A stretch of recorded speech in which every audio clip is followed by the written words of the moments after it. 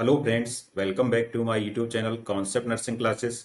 आज की क्लास में RRB nursing superintendent exam special practice test number 278 solve करेंगे। Question number 1, what can be effect on development on foetus if the mother is diabetic during pregnancy. यदि माता गर्भावस्था के दौरान डायबिटिक है तो फीटस के विकास पर क्या प्रभाव हो सकते हैं?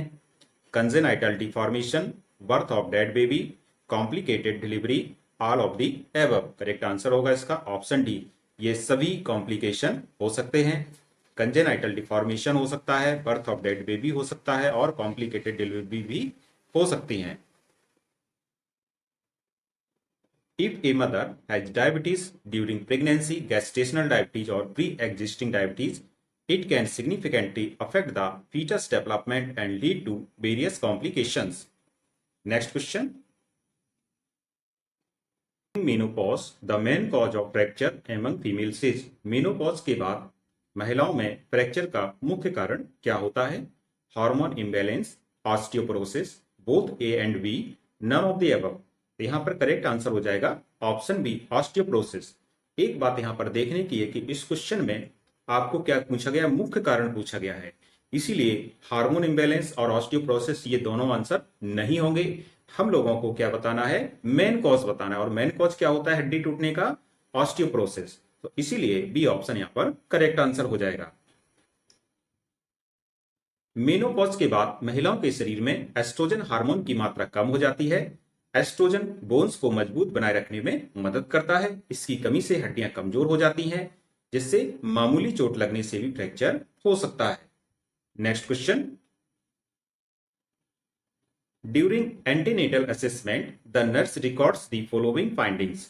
मूल्यांकन के दौरान नर्स निम्नलिखित को दर्ज करती है। The uterus almost fills the abdominal cavity, fundus is at the tip of the xiphoid cartilage, diaphragm is pressed upward. These findings indicate the gestational age of option A 30 weeks of pregnancy, 34 weeks of pregnancy, 36 weeks of pregnancy and 38 weeks of pregnancy। तो इस प्रकार के case में यह जो इसमें gestational age पूछा गया है, जिसमें uterus almost fills the abdominal cavity है, fundus is at the tip of the xiphoid cartilage है और डायफ्राम प्रेस कर रहा है ऊपर की ओर। तो ये सभी देखने को मिलते हैं किसमें? 36 वीक्स की प्रेगनेंसी में। इसलिए यहां पर जो करेक्ट आंसर हो जाएगा ऑप्शन सी सही होगा, 36 weeks of pregnancy. Next question. What is the blood glucose level in a full term baby who has hypoglycaemia. एक पूर्ण अवधि के बच्चे में जिससे हाइपोग्लाइसीमिया है, ब्लड ग्लूकोज का स्तर क्या होता है? लेस देन 70 mg पर डेयल, लेस देन 20 mg पर डेयल, लेस देन 30 mg पर डेयल एंड लेस देन 50 mg पर डेयल। तो इसका करेक्ट आंसर होगा, एक फुल टर्म बेबी में हाइपोग्लाइसीमिया माना जाएगा यदि ब्लड ग्लूकोज लेवल का जो स्तर है यह 50 mg पर डेयल से कम हो। इसलिए यहां पर डी ऑप्शन करेक्ट हो जाएगा। Next question. What is enuresis? Inability to voluntarily control urine, painful urination, involuntary nocturnal urination, involuntary urination with increased pressure. Correct answer is option C, involuntary nocturnal urination। यह enuresis होता है। इसमें जब बच्चे जो 5 साल के ऊपर हो जाते हैं और बिस्तर गीला करते हैं तो इसको एन्यूरेसिस बोला जाता है। Next question. The height of healthy normal baby is 6 to 18 inch, 18 to 20 inch, 20 to 40 inch और 18 to 21 इंच। देखिए यहाँ पर कंट्राइंडिकेशन भी हो सकता है आपको। ये दो जो ऑप्शन है बहुत ही क्लोज ऑप्शन है, तो यहाँ पर लेकिन जो करेक्ट आंसर होगा ऑप्शन बी सही हो जाएगा, क्योंकि एक अच्छा सर्वमान्य ऑप्शन हमारे सामने 18 से 20 इंच ही है, 18 से 21 इंच नहीं है। तो इसलिए यहां पर बी ऑप्शन सही होगा। The height of healthy normal baby is 18 to 20 inch. Next question. ICDS programme is conducted by department of education, department of human resource, department of social welfare, NRHM। Correct answer is option C, department of social welfare. यह क्या करता है? ICDS programme को conduct करता है। Next question.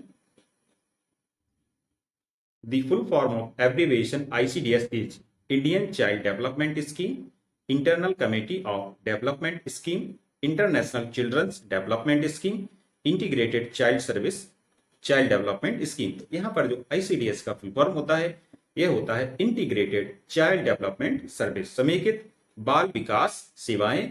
इसलिए यहाँ पर डी ऑप्शन करेक्ट है, यहाँ पर स्कीम नहीं होगा, क्या होगा, सर्विस होगा, इसलिए डी ऑप्शन इसका बिल्कुल सही हो जाएगा।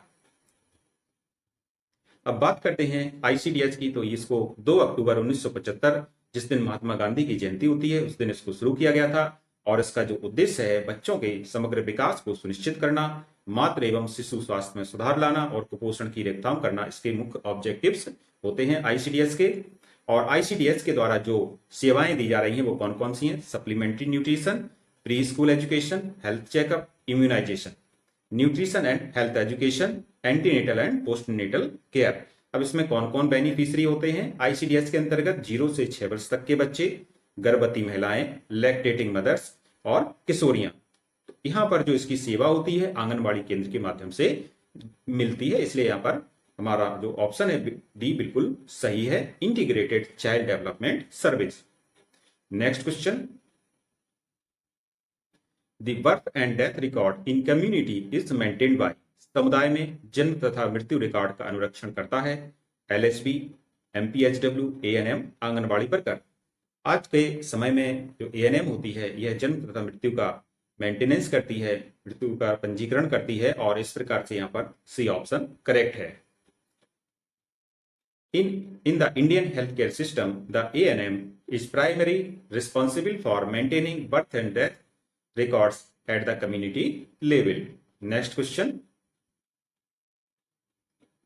The measurement of probability of occurrence of given medical condition in a population within a specific period of time is called, एक जनसंख्या की चिकित्सीय स्थिति एक विशेष समय अवधि के अंतर्गत मापने की संभावना कहलाती है प्रिवलेंस, एपिडेमिक, पेंडेमिक या इंसिडेंस। तो इसका करेक्ट आंसर हो जाएगा ऑप्शन डी, इंसिडेंस या व्यापकता एक ऐसी स्थिति है जिसमें एक विशेष समय में एक निश्चित जनसंख्या पर कोई बीमारी कितने लोगों को प्रभावित करे, तो इसको क्या कहते हैं? इंसिडेंस कहते हैं, इसलिए यहां पर डी ऑप्शन करेक्ट होगा।